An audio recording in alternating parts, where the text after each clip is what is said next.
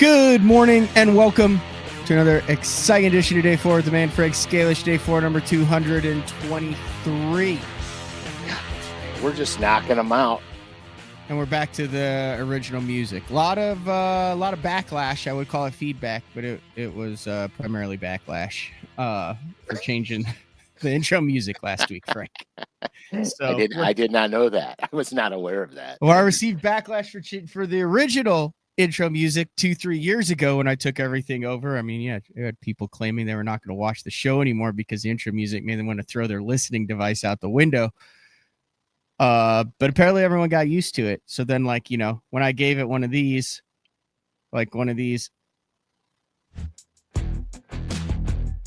or perhaps this, that's the one you had. The majority of our viewers and listeners really hated this intro music. Like, this one did not, they did not find that listening because very it enjoyable. Sounds like Austin Powers. The man. Maybe a little bit too happy, perhaps. But listen, we listened to our listeners and viewers, and we're back with the OG. We give them what they want, man. Yeah.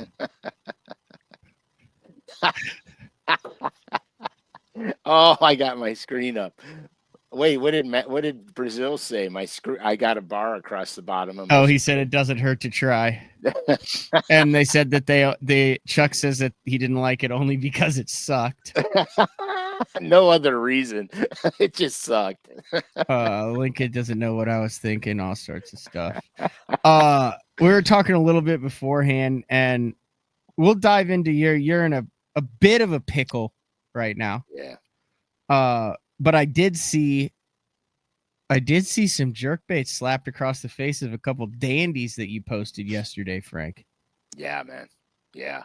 So the crazy enough thing is, men don't listen to that music. So the crazy thing about, a friend of mine, you got to put it just a little lower and we'll just let it ride the whole show. Just keep going.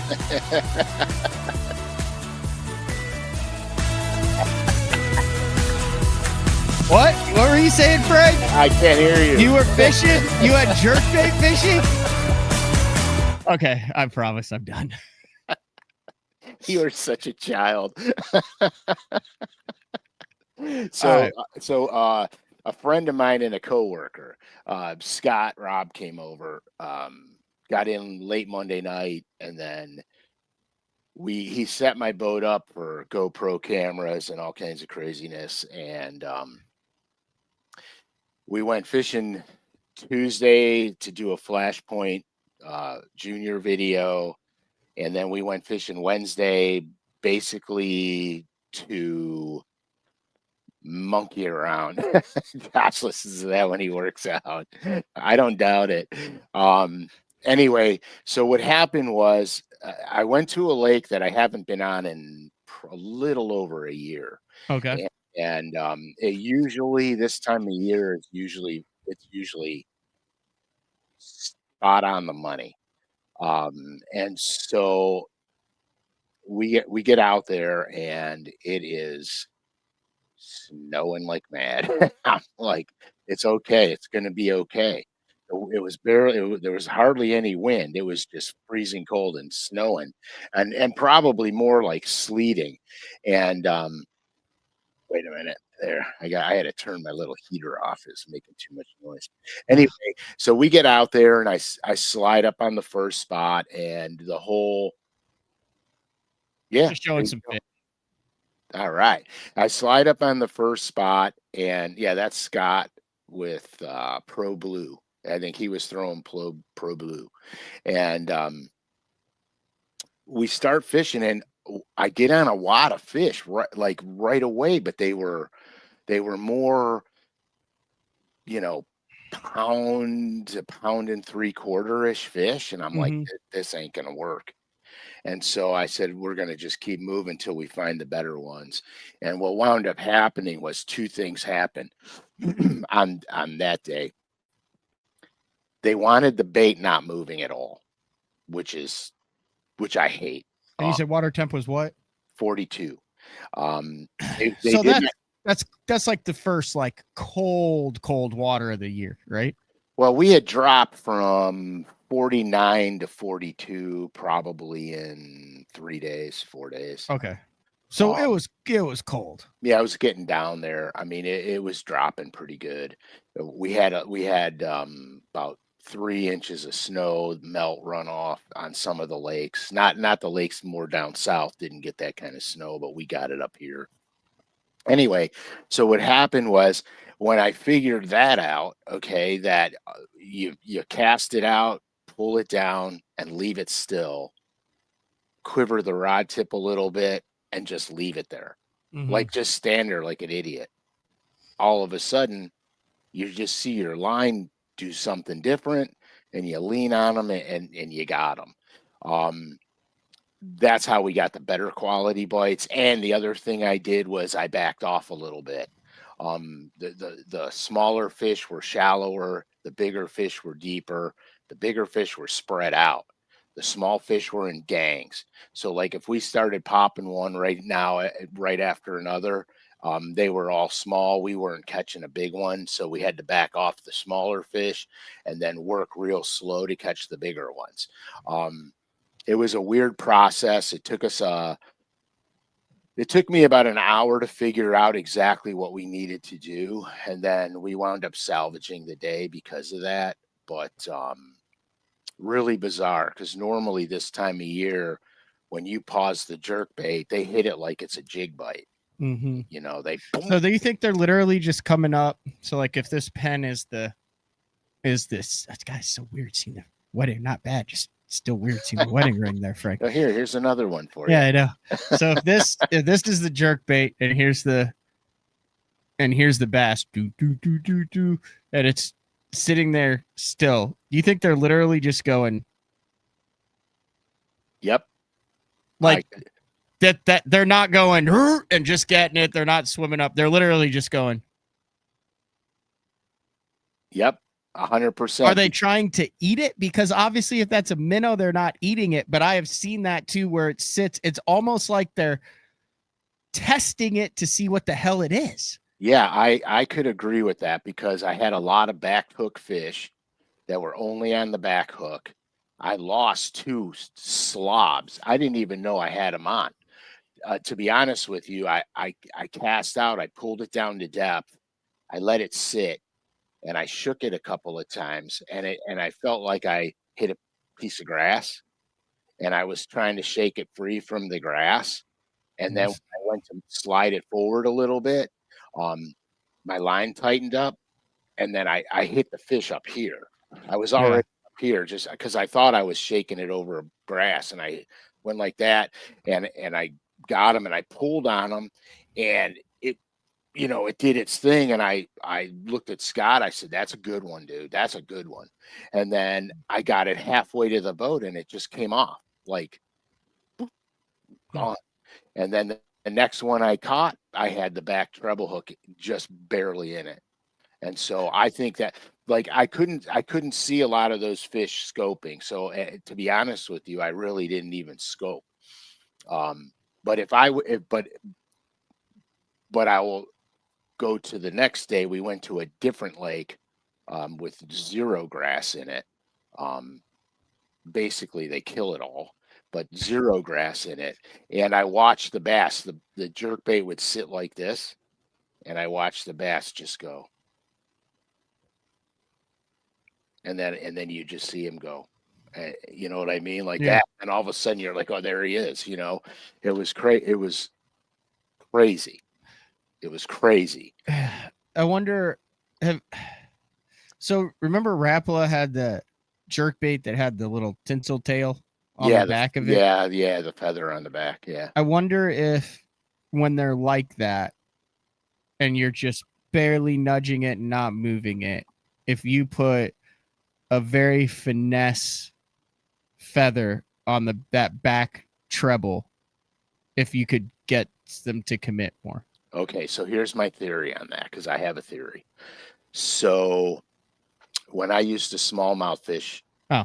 on Lake Erie a lot, I would use big giant jerk baits, like the Pro Rogue and stuff, and I tied tail feathers with crystal flash in them because I thought the exact same thing. I thought the smallmouth will lose their shit when they see that. Yeah. I didn't like what it did to the jerkbait action because part of cold water jerkbaiting is getting the quiver in the bait.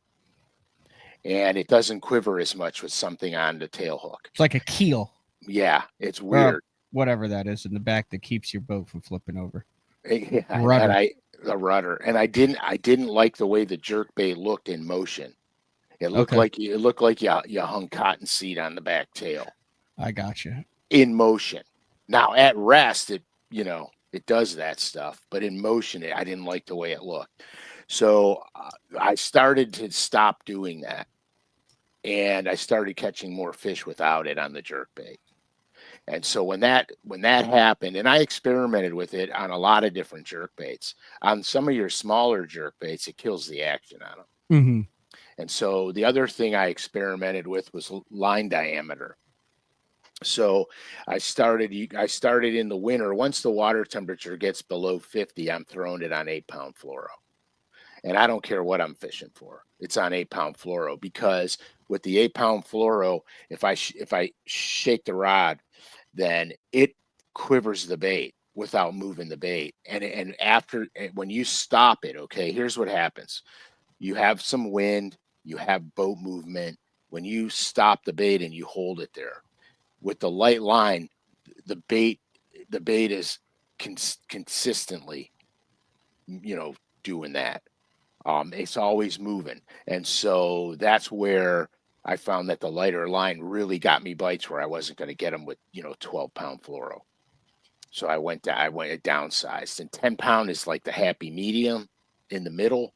But unless I'm fishing a jerkbait aggressively, then I'll use 10 and 12. But if I'm not fishing it aggressively, I'm going to 8. So is that kind of like, this is just my thought process. Like if you were to,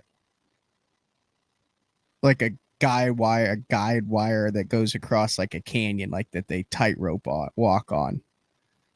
Like if you were to put like a big wide bridge across there, it'd be really stable. But that one little wire always is vibrating and stuff like that.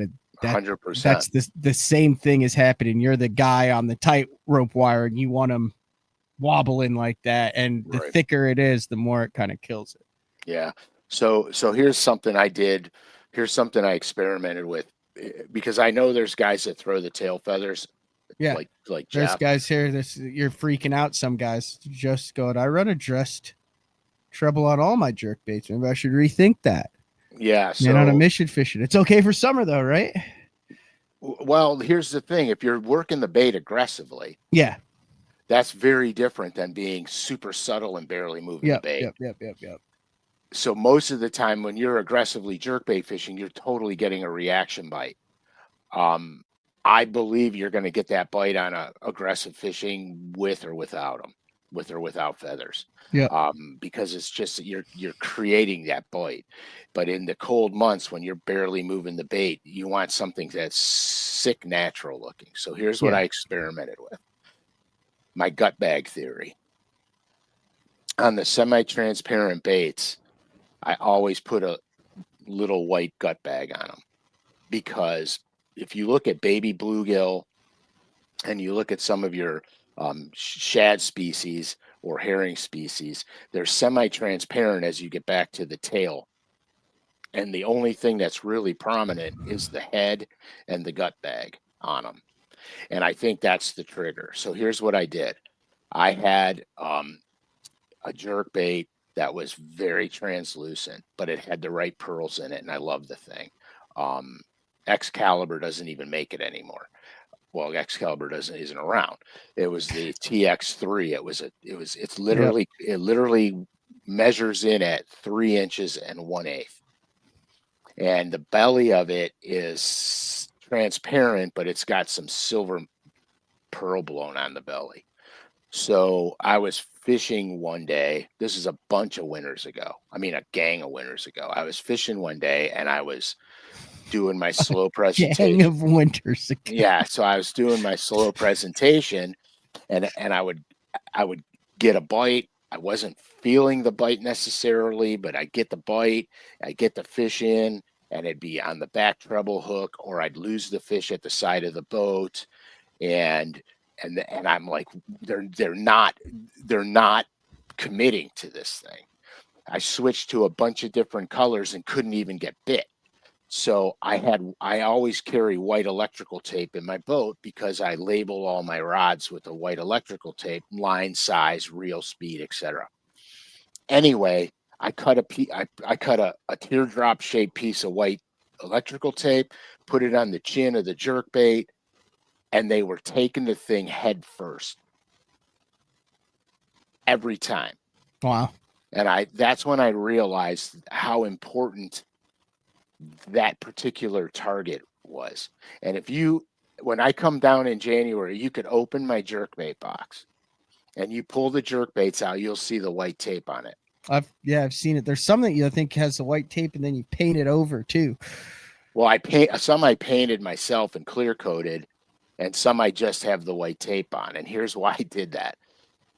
Because there's certain jerkbaits that if you put more clear coat on them, they sink. And what I want them to do is sit motionless, suspended in the water horizontally. I know a lot of guys some of them like it tail down, some like it nose down. I want it horizontal. And if it's going to sink, it has to sink at such a slow rate that you have to really pay attention to it to know it's sinking. Yeah. Who was it? Mark Tucker, who won on a slow sinking Rogue on Louisville Lake in an open. Yeah, 15 years ago, and the whole thing was that he had one that slowly floated and one that slowly sank, and he didn't really reinvent the wheel. He just outfished everybody because he understood the importance of buoyancy. Yes, 100%. And I believe it was a chrome and black one, and he scraped the chrome off of it to get to the bone sides on it. But that's just what I've experienced. Now, we could argue this. There's a million fishermen out there that are way better than me that will argue differently. But from my experience, I have seen this firsthand on numerous occasions. If it's a one and done situation, it's an anomaly. But I have experienced this multiple times on different types of bodies of water in different parts of this country. When it's cold, there are certain attributes that I want in my jerkbait. And Frankie fishes with me all the time, and he'll attest to that. He couldn't believe that white tape made a difference. He was freaking out about it. Didn't Frankie was sending me some pics. Did he just smash like 30-pound 30 rack of small jaws? Yeah, dude, I think it was 28.8. Holy cow. Yeah, he caught his first 7-pounder. And I was like, yeah, man, I'm happy for you and kind of jealous too. But he begs me to go up there all the time with him. Big water. Yeah, I just haven't been going. Let me hit you with this. So there's a couple scent sticks that are on the market. I know Bait Fuel makes one, but before that, the KVD. Well, I don't even know what the name of it is. Kevin Van Dam has one. So it looks like a lip chapstick, a little bit bigger, right? Yeah, and you smush it on the bait. Yeah, it's real hard in the wintertime, but I am a believer in taking your jerkbait when it is cold and they're doing what you're doing and grinding some of that into either side of the jerkbait. Yeah, I won't dispute that. I won't have any fact or proof verification of it, but I could go get my scent box right now, and I've got a Bait Fuel stick in there because it doesn't really freeze. It gets a little bit more flaky. And I've got a KVD in blueback herring, a KVD in shad, and a KVD in crawfish, and I will put it on.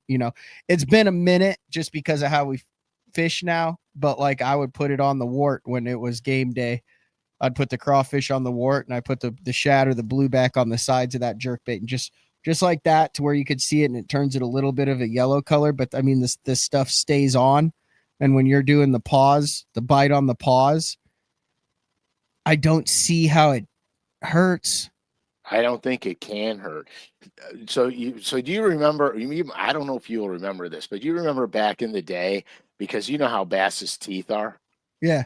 Back in the day, they came out with Velcro strips that you could stick the Velcro on the bait, so that when the bass get it, they go, oh, they can't shake it free. Well, remember the Lucky Craft reel skins, where they would take the pointer and wrap it in fish skin, and then go ahead. Well, then as you caught fish, it would rip the skin, and it would actually emit scents and whatever was in the fish skin and make it look all roughed up and different. I do not remember that, but there's a Japanese company that they do all their lures are fish skin. They're real fish skin.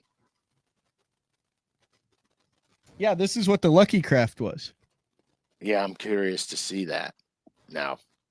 Now that you bring it up.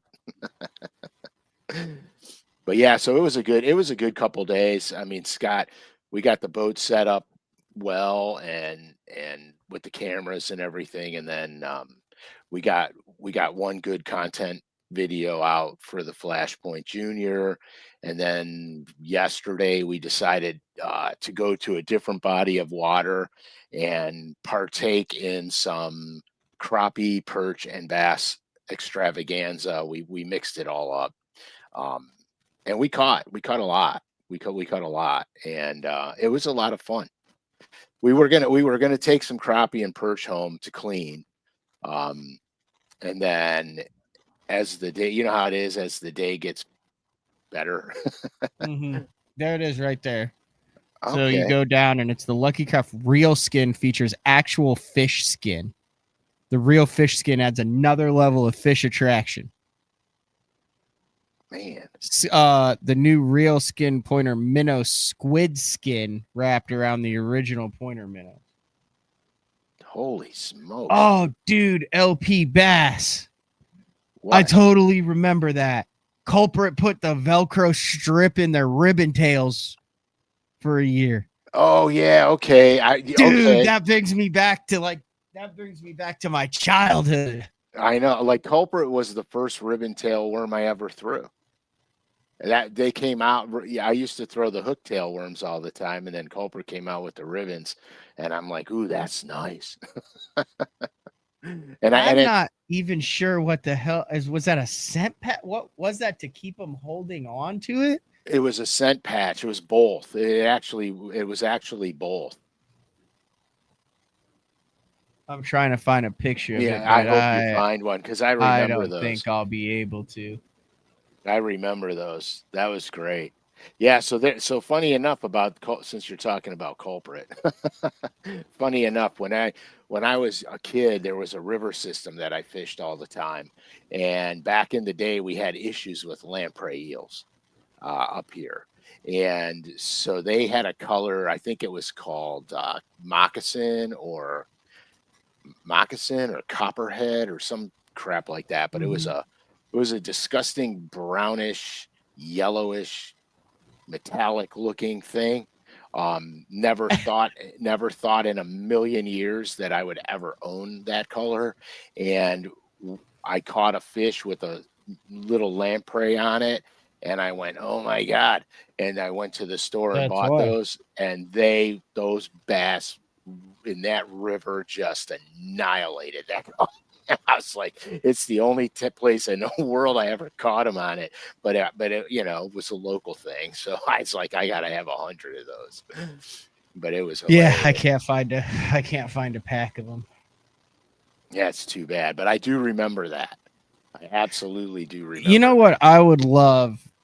An old school bass tournament where you have 10 approved lures, and it's like a triple rattleback jig and pork chunk, a Culprit worm, an original rogue, a Big O, a DD22, a Carolina rigged lizard, Like That would just be cool. That would be a lot of fun. stuff from like old school staples. Right, but it has to be. They have to be originals. Originals, 100%. They You know, have to a be culprit originals. worm would be like a perfect Texas rigged worm on that, but like OG old stuff, like a That- lunker lure buzzbait. oh yeah, dude. Yeah, remember the old spinnerbait, the brush hog? They No, weren't. They didn't have an R bend in them. It was a twisted line area, yeah, the hook was literally like I think you could have lifted a car with it. yeah. What else are we missing? Like just old school staple bait wise. Okay, so you got the original Rogue, and it has to be the original Rogue. Yep. It has to be an old original, not Yeah. yeah. The The red Norman, packaging. yes, the Normans. They're made exactly the same way today, same material, same. But if you were to everything, take a deep diver, it would either be a Pose or a DD22. I will. I'm going to override. Okay. I'm going to take a deep diver. I'm taking a DD22 and the old suspending fat-free shad. Ooh, yeah, in the bubble wrap with the Bill Dance signature on the side, or the Timmy Horton signature. Did Timmy Horton have a signature for a while there too? Don't know, but I think it was Bill Dance for sure. The Bill Dance ones, and they had to be the suspending ones with the red writing on the side. Yep. And then a big O. Oh, you have to have a big O. Yep. What are we doing? Are we doing 70s, 80s? Are we doing 90s? Like, what does it creep into? Because if you're also doing a square bow, the original straight up RC 1.5 in copper. But that's more 90s, I feel like. Yeah, it is, but I don't. So there's a lot of overlap because you got to remember something. Some of these older baits took to favor several years after they were created. Yep. And so because if you're really going old school, you got to have a cream worm. See, that's but my age group, that's too right. old school for me. Right, 100%. But that's what I'm saying about the crossover. Mm-hmm. You know, things took time to, like here, Zoom came out with the brush hog. I think it was 5 years before it became a thing. Right, but if I was gonna go creature bait, I'm going bacon rind. Oh, okay. Over the brush hog. I'm gonna go. Not as far as like working and stuff. I'm just going like, didn't the bacon rind, basil bacon, didn't that come out before the brush hog was introduced? It's very possible. I'm not 100% sure, but then here again, then you're gonna have to go with Uncle Josh pork on a jig. Yeah, the jig and pork, I think we've done that. But I think was there a jig? I mean, to me, in the early 90s or late 90s, early 90s to late was the triple rattleback.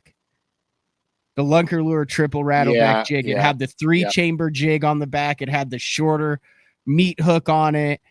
It came in a pack that you could pull the 6 off of the tab. The gaff. It had the gaff on it. Yep. Yeah, but then what do we do with the Devil's Horse? That's got to be an OG topwater along with the original Popar.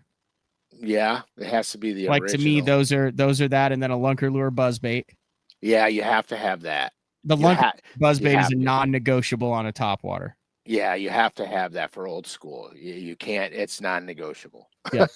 And then, like I said, like if you were doing, it depends on how early, but like, man, there wasn't an angler worth his salt that did not have at least one Sammy in the topwater box, and it was usually but see the Sammy. Okay, now the Sammy is not, in my world, it's not old school. That's what I'm saying. For me, it is. You're right. So, because I would go, I mean, you don't get any older school than a spook. Yeah, a super spook or just a regular 2-hooked. Those regulars are a spook. The one that had the little metal things that screwed into the hook, like the little metal brackets. That was the wooden spook. Yeah. That was the wooden one. No, they Okay. made the plastic ones with the screw ins too. Yeah. Yeah, I they think did. you have to go with that. And it's gotta be okay. I'm on the same page with you on that, Frank, but it's gotta be that color that when you open it up, it's the rough, glittery back. Yeah, it's called flitter shad. It's called flitter shad.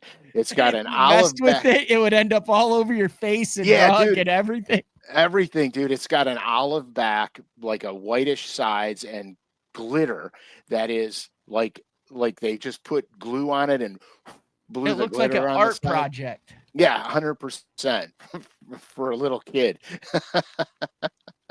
It's called flitter shad. Yeah, this is they've done a much better job of like this is a very new rendition of it. Right.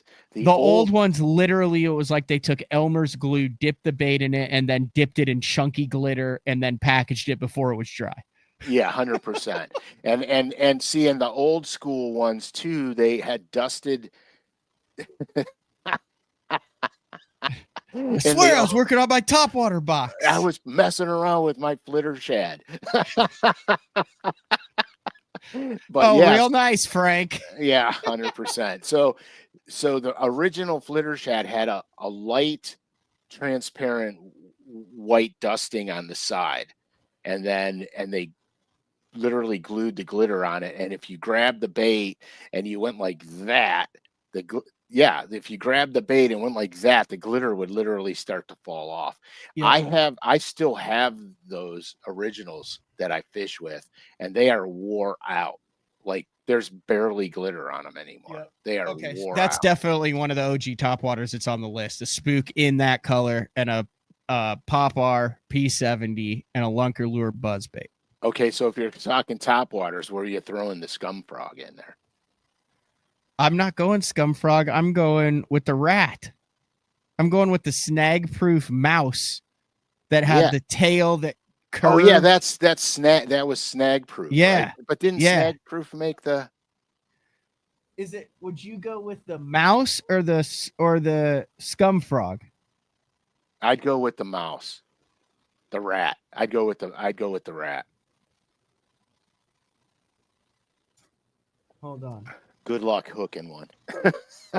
I mean, I learned of this. This is my first. There's not even any pictures of this thing. They're all up. They're all new. Old snag proof hollow body mouse. I guess that's what it would be. Come on. Oh, a moss mouse. Okay, this is it. You got to put it up. Yeah, that's it. Yep. Look at that bronze hook in there that like buried back into the bait. Isn't that sweet? Now, to me, I'm sure there's older frogs than that. Like there's the man's one that had like the tail on it's like a pad that they cut. Okay, I'm not familiar with that one, but I get it. But that to me, like that, if you're gonna throw it, like that's the one right there. Okay, so they made a gray one. I always liked the gray one for the old pond at Rock Springs across the moss, like legit moss. We're talking about like the legit moss. 100%. I know what you're talking about. Not duckweed. It's that moss. It's it's only found in the Midwest in ponds. That's wild, dude. So what else? So okay, so then, I'm good with that on topwater. I don't think we need anything else on top. No, do you? No. And we've got the crankbaits dialed in. Okay, we got to do soft plastics again. So a definitely culprit worm. I think you have to throw the OG Tequila Sunrise or motor oil or red shad or red shad power worm. Okay, so see, the power worm to me is not OG, man. Power worm's not OG? No, man's jelly worm's OG. I'm talking about and even in tournaments. Yeah, the man's jelly worm. They smelled like blackberry and grape and anise and all this crap. 1990 is when Berkeley introduced the power worm. All right, I'll say old school on that one. All right, I'll go with it. 'Cause I used to throw the 4-inch hookworm a lot from them. 1967 is when Mans introduced the jelly worm. You can't get older than that. Yeah, we're getting Mans is the OG, Jelly is the OG. Joe's saying, hey, that's still over 25 years old. Lincoln loved the smell of a jelly worm. So we'll have to throw them both in there. Because Okay. 25 years ago could be OG. Yeah, it could be OG. Now, is the Zoom lizard, the 6-inch cotton candy lizard, is that too new? No, I won't say this. I won't even say the color. The color should probably be original green pumpkin. Not green pumpkin, pumpkin seed. Pumpkin seed Zoom lizard. That was my introduction to the Zoom lizard way back in the day. Because they got green pumpkin because one of the molds wasn't cleaned and two colors mixed together. And that's how green pumpkin was born. And actually Zoom made it. Zoom made it up. Okay, hold on a second here. You're talking about just straight pumpkin seed? Or pumpkin seed. Pumpkin seed. It looks like a lightish, tannish brown with black middle flake in it. I thought it was just called pumpkin seed. That. Yep. That's it. Okay. That's old school right there. Yep. I see it. And then you got to throw a Jean LaRue black blue tip craw OG 4.5-inch salt craw in there. Okay, was that big where you were? So like in Central Illinois where I grew up, every single bass boat had a Texas rigged Jean LaRue salt craw. Some of the guys liked the black with the chartreuse pinchers, but the black with the blue pinchers was the guys who threw the chartreuse pinchers thought they had a 1-up. Yeah, because everybody was throwing the black and blue. Yeah, up in my neck of the woods, I think it was a little more regional. We didn't see a whole lot of Jean LaRue. Maybe keep that out then. I know that's Oklahoma, Illinois, across that whole thing. Well, no, because it is OG, so you don't have to leave it out just because Ohio was behind the times. And then as the time went on, some of the guys would forego the pork and start using that LaRue salt craw as their jig trailer. Correct. The coolest thing about the real pork was they made a 600 spring lizard, and that was the secret. It was like a 4.5, 5-inch chunk, and here I'll just draw it. Now, if I draw it, it's going to look very not good. Oh, it'll look better than 99% of the people who can draw it here. I'm trying to draw it without making it look phallic. Just draw a wiener.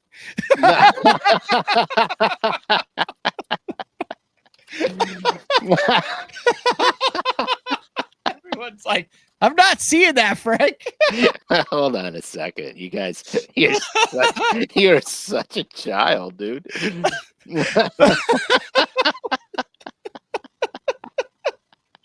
I absolutely love it, man. You just can't make this. Oh, the suspense is palpable. No, I'm really doing this a little bit more justice than it deserves. But that's what it was shaped like. And it was big. It was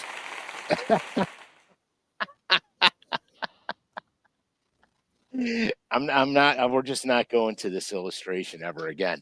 But it was sizable, and that was like the best kept secret we had here. A buddy of mine, Dale, turned me onto it a long time ago, Mm-hmm. and I brought it to lakes like Chautauqua and New York, and the lakes that I knew that had um, water dogs, the big salamanders in them, and dude, it's a different program. I mean, I'm just telling you, it was a different program. The bass they ate that thing like it was their job because they fed on the larva stage of the tiger salamander. And those things, I've caught them ice fishing before. Some of those things are 11 inches long. And so it was unbelievable, man. So that was the secret. That was the secret that we threw here. All We, right, all right. So we're going to be, let's move on. Let's do metal, like things that involve metal on it. Oh, one more crankbait. Is this too Midwest to put a Arborgas mud bug in? absolutely not. Absolutely not. But see, now you're going back. You're going way back. But I agree with you on the mud bug. Didn't everybody throw a mud bug? Wasn't that Oh like yeah, kind of the dude. first of its kind? It was one of the first to get down there. Yeah, and Yeah, then be able to stay down there. yeah. Oh yeah, metal build one. Yep. Yeah, 100%. And then I mean, you could throw the wiggle wart in there too, but I feel like that had like more of a renaissance Later. recently. Like it was just part of the arsenal back in the day, not appreciated until way later. Okay, let's do metal baits then. So this would be like spoons, blade baits, spinner baits, that anything that's got wire and metal in it.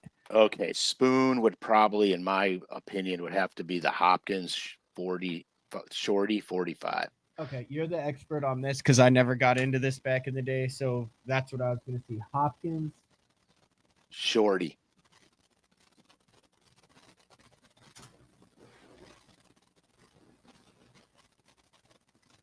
You'll find it.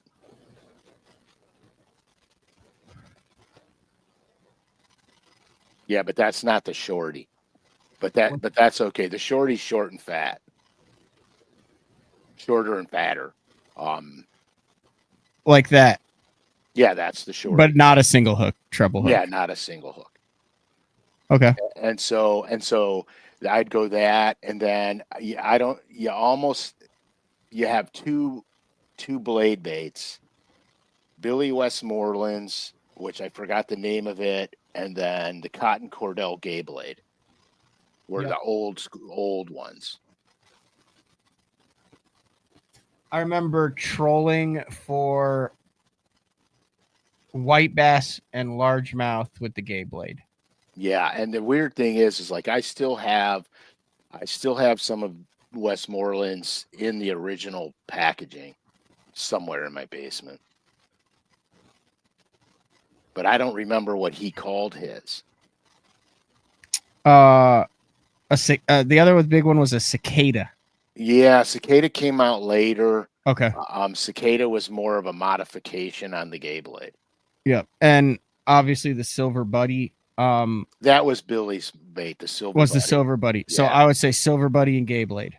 Yeah, I would go with that without a doubt. And then spinner bait wise. Oh God, spinner bait wise. So I've got one, but this is 100% a nostalgia pick that isn't even going to be on your radar. The old Terminator. Yeah. Is that way too new? I don't know. It's going to be older than 20 years, but I used to be sponsored by them back in the old days. That's late 90s.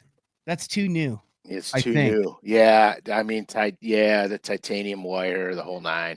The heart or the heart or a brush hog. Okay, bush I hog. need to look up the bush hog. I don't know if you're going to be able to find it. It's old. I have some in the basement. HOG or HAWG? Oh, shit. I don't remember. It's either it's a bush hog. Maybe you'll have to try both. You got to be careful what you pull up. Come on now. I think I'm not sure on that. Are we is anyone else on the bush hog bandwagon here?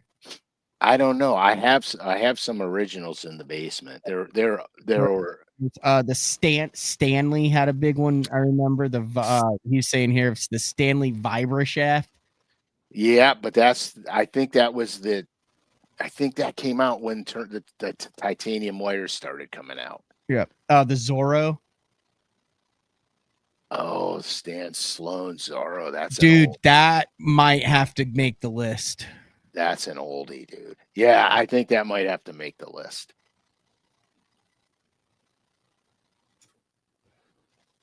That definitely has to make the list.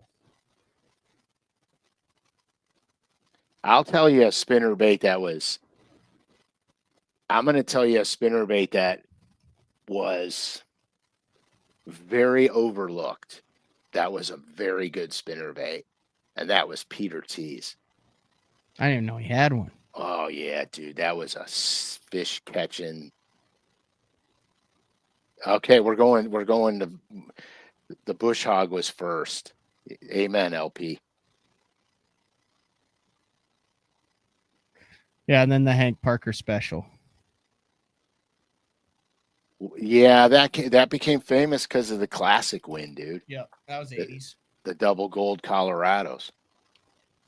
All right, so there you go. What are we missing? Oh, any like soft plastic jig? I think a would it have been a chompers on a spite like a jig head? Like I'm thinking like something like a hula grub, the old a hula grub, a Charlie Brewer slider. Oh, the slider, dude. We got to put the slider in there. Slider has to be in there. It has to be in there. It has to be in there. You got to put the slider in there with their own little head that you put the worm on, and oh yeah, dude. And then terminal tackle wise, I don't know. It always sticks out to me is the pear shaped mustads, the triple grips that came out in the early to late 90s that, that were on all the bandits and stuff. Like, to me, that's an old school treble hook shape. You don't really see it that much anymore. Yeah, well, if you're going old school hooks, you almost got to go true turn. Yeah, well, no, treble hooks, there's one that's iconic. All right, and it came on a lure net bait in the bubble wrap. It came on the the Excalibur. Yes, dude. Dude, I have buddies of mine that beg me for those hooks. The Excalibur, and it's like they twisted around the shank somehow. Yeah, they were like. I always wondered what happened if you like buried one of those bad boys in your thigh. I don't think the line trick would have worked. I'm just going to tell you, you can almost not get them out of you because I've had plenty of them in me. Yeah. That's the old school. That's a badass old school. And they were also one of the first black colored hooks on the market. They were evil. Those things were evil. I'm just going to tell you this, okay? So there was only one issue with that hook. Literally one issue. You could only sharpen them one time because it was more of a chisel point with a rounded. It was it's almost like the trocars are now. Yeah, it was triangular, except the very end of the point was rounded, and so it would only take one sharpening, and you had to use the finest stone imaginable. Dude, listen. I know there's guys at my house where I live. They beg me for those hooks, and so when I started fishing Bassmasters, a lot of the when fat free shads were labeled under Excalibur, they had all them hooks on them. So I used to take them off. And I saved every one of them, and I had boxes of them. And I have a good friend of mine who loved them. And so I was cleaning out my stuff probably a year or so ago, maybe 2 years ago. Cleaning out all my stuff, and I come across these boxes, and I had them by size individually bagged in freezer bags.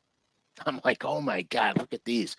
And so I told my buddy, I said, hey, I got like 500 or 600 Excalibur hooks. He goes, dude, can I have those? I go, yeah, sure, I'll bring them by. So he worked at a tackle shop, and I brought him by and gave them to him, every You one could of have them. sold all of them right now on eBay for a lot of $1 money. million. Play the music. Yeah. All right. We'll give you guys 30 seconds. Is there any category that we've left out here? Locators. Bed fishing baits. I always threw a lizard on them. You did? Always. Okay. It's The mission fish swim bait sticks out to me. Okay, the mission fish swim bait. First time I ever fished that bait was on Clear Lake. This is the funniest thing on earth. I've never thrown one, seen one, nor had one in my entire life. Bassmasters, we go to Clear Lake. Mhm. First time I'm ever on Clear Lake. Everybody's talking about the Bastrix minnow and the mission fish. So I'm like, okay, well, I'm going to Clear Lake. I'll just get them when I get down there. So I get down there and I go in this tackle shop, and I bought a handful of mission fish, and then I bought an untold amount of grossly expended money on Bastrix minnows. Yep. Never ever threw them in my life, but I got them. I got a bunch of them in my boat. Yeah. In the tournament, I'm not catching fish on any of that crap. I'm catching them the way I normally fish. The only different thing I did was I put an 8 and a 10-inch worm on a shaky head.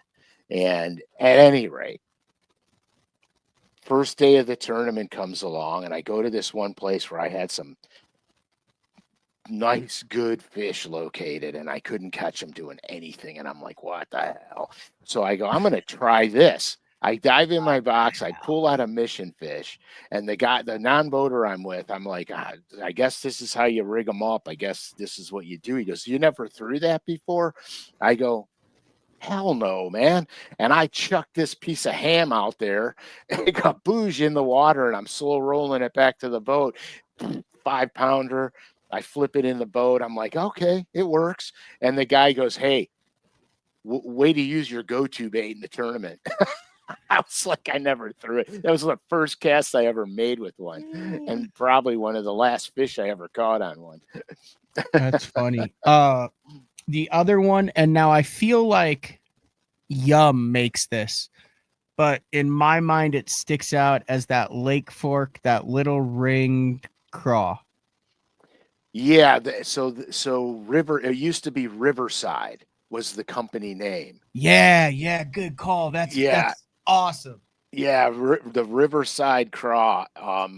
That's another one that we used to use that all the time as a jig trailer, as just flipping it, with a slip sinker rig, Riverside craw. But it was that same mold. And then it went to Lake Fork, and now Pradco has it, right? Pradco has a real looking craw, but I don't think that's the one. There's one, this one that I'm talking about, right? This is not like the exceptionally realistic fat one. This is like a pain in the ass to get your hook through this part, and it's like pretty slender, but then there is a little bit of hollow right here. Yeah, you could go to LureNet. They have live craws, but the tail's folded under.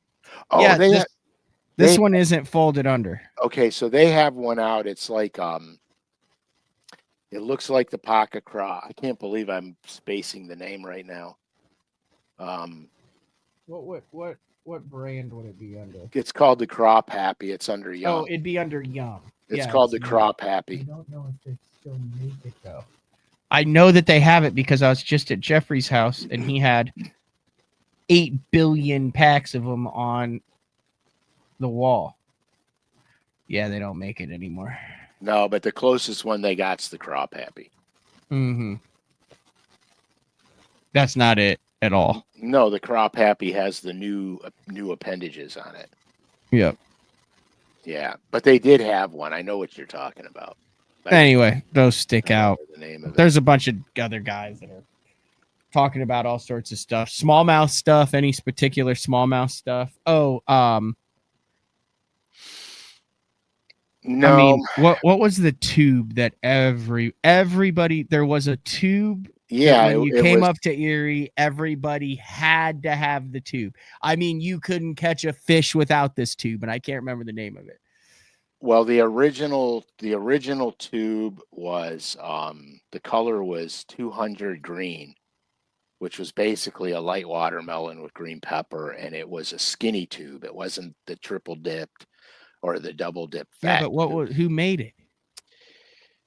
My God,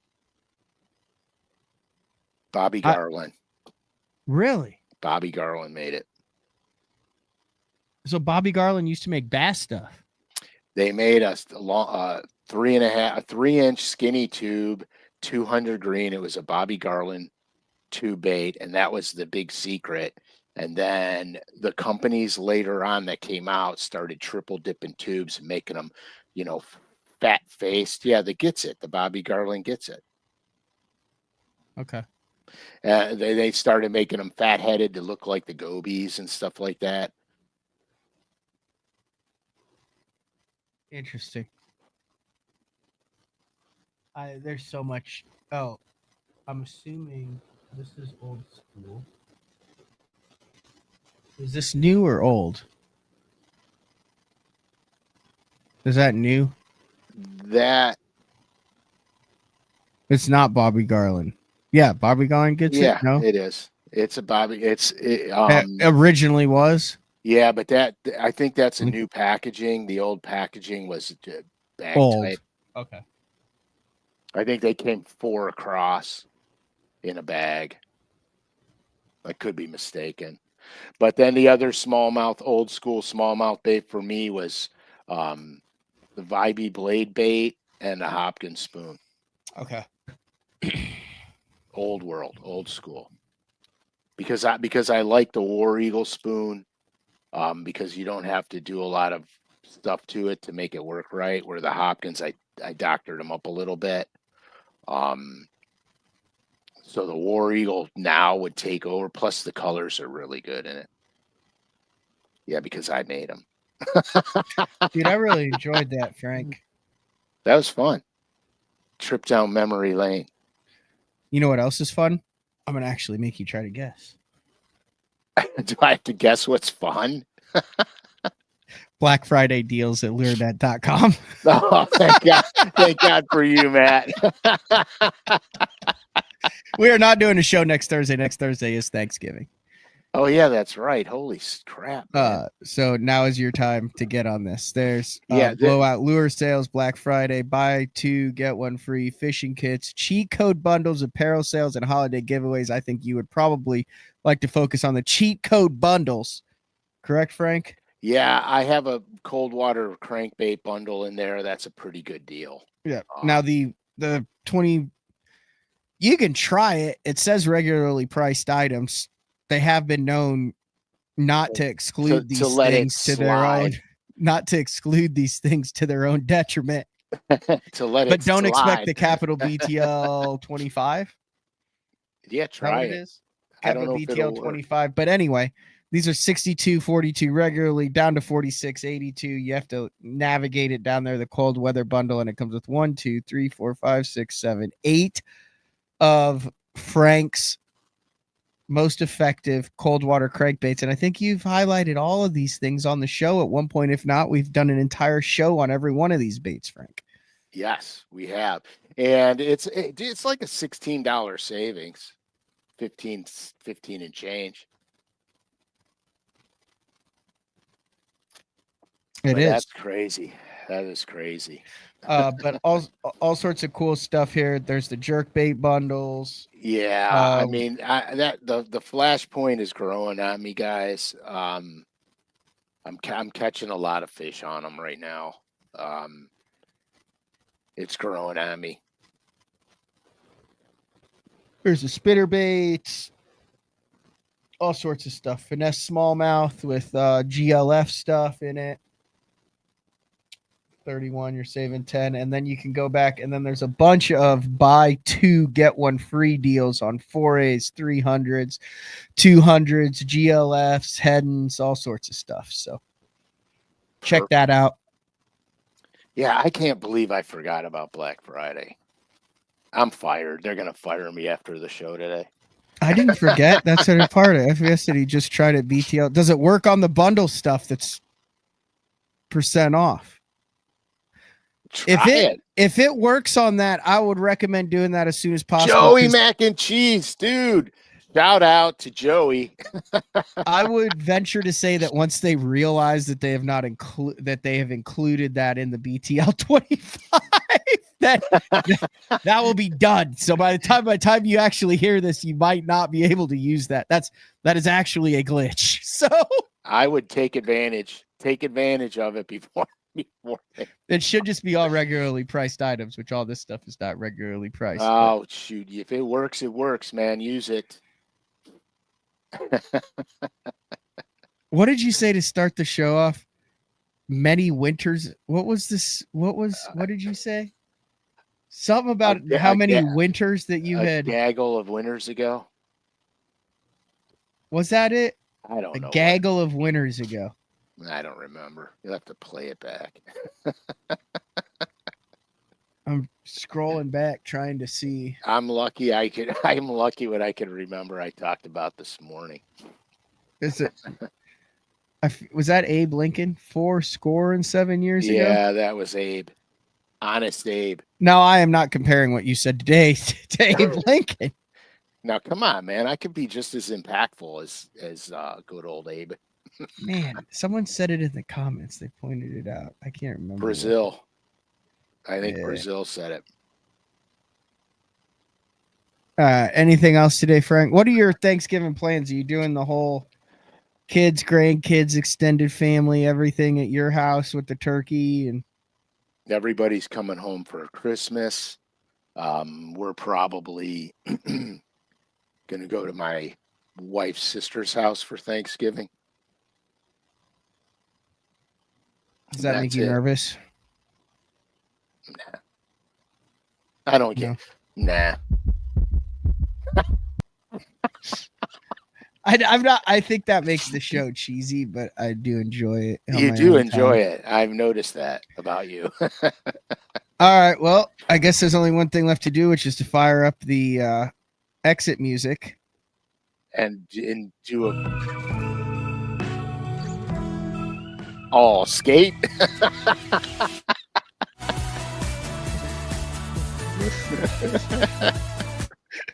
All right, I'll do the right one. Here we go. That was a fun show today. Greatly appreciate it. Happy Thanksgiving. Is your tree up, Frank? My tree has been up for 5 days. I'm gonna just tell you, my Christmas tree will go up on December 23rd.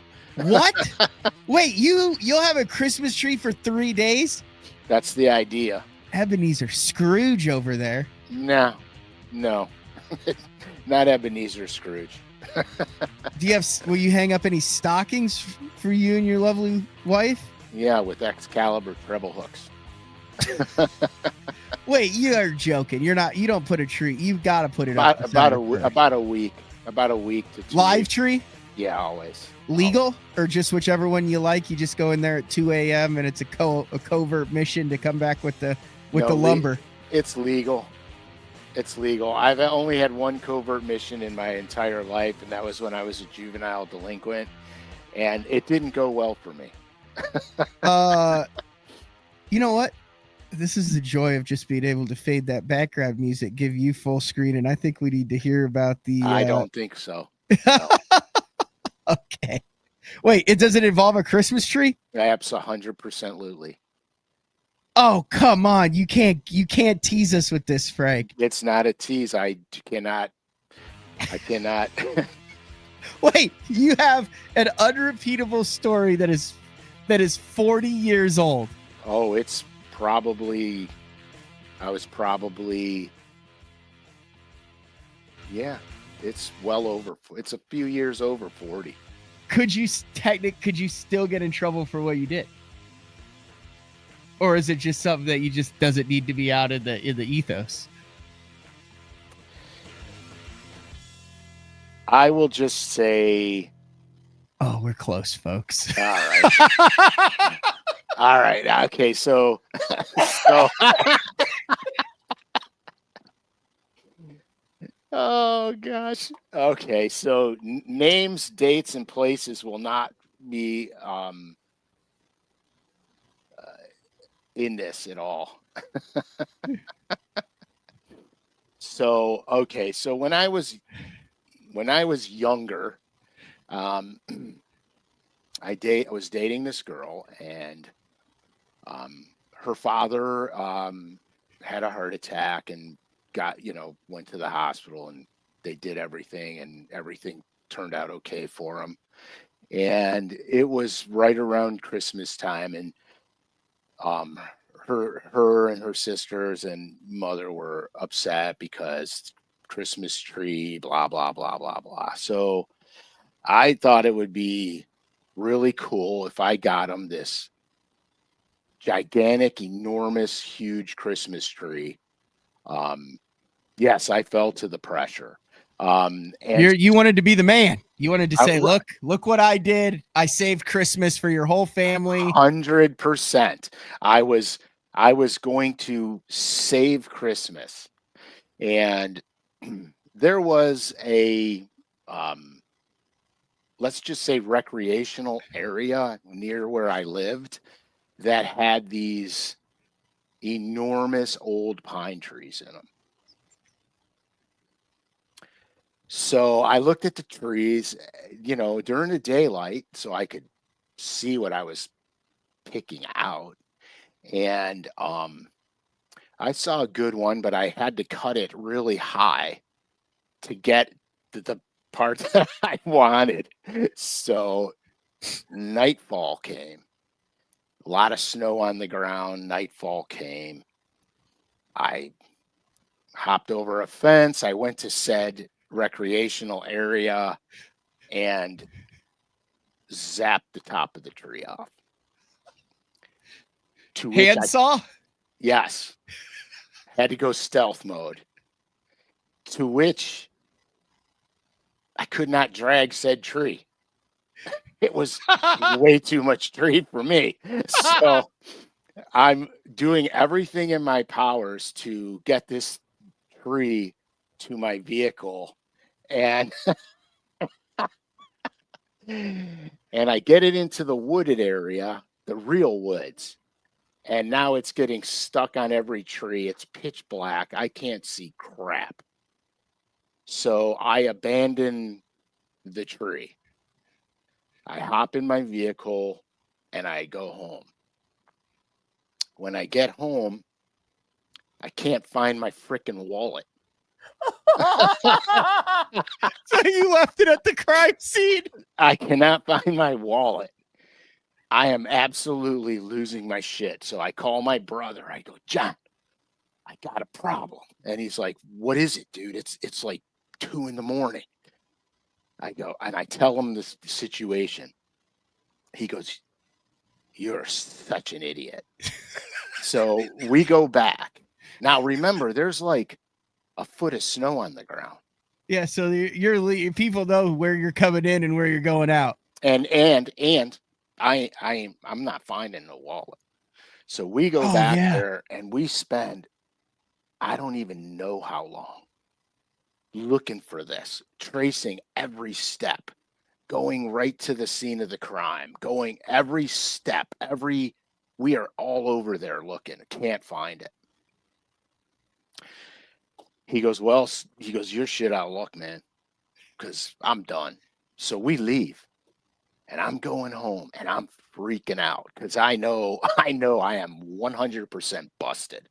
There is no earthly way I am not getting caught with this whole fiasco, and it was a dumb thing to do where I did it. It was really dumb. Anyway, I get home and I'm having anxiety because I'm like, I am so in trouble. And I get home and I go up to my bedroom and I'm sitting on the end of my bed going, what have I done? And then I look up and my wallet is sitting right on my dresser. Oh, so you're scot-free. Home free, baby. until 2025. Until right now.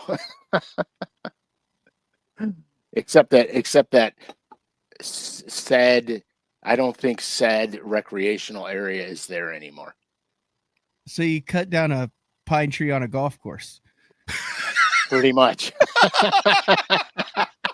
I just was saying, anytime you have a sparsely wooded area with nicely manicured trees that then has woods and a fence, to me, you cut down the iconic spruce on number 6. Pretty much.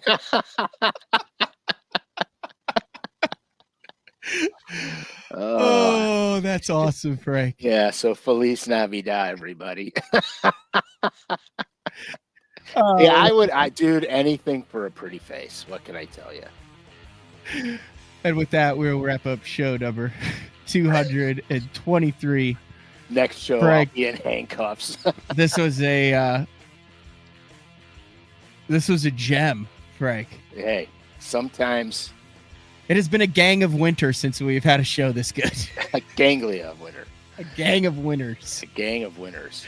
All right, we'll talk to everybody in 2 weeks.